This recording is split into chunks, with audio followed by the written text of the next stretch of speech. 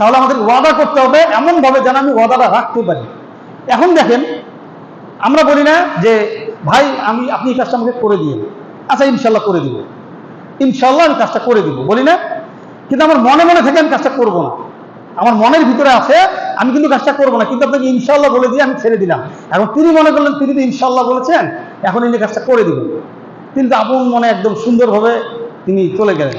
কিন্তু আমার মনে তো ছিল যে আমি করবো না। তখন কাজটা শেষ, যখন কাজটি হলো না, তখন এসে বললো যে ভাই আপনি তো কাজটা করলেন না, কেমন হলো?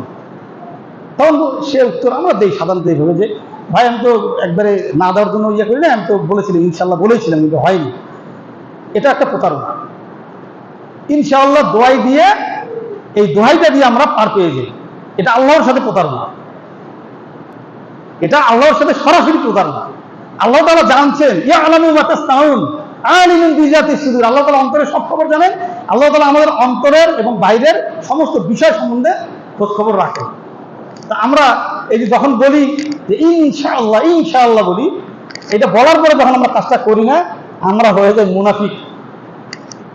আমি যদি কাজটা নাই করি, একান্তই না করি, আমি বলে দেবো আমি পারবো না, তুমি কাজটা করতে পারবো না, তুমি করে নিই, যে কোনো মারফতে আপনি কাজটা করে নিই।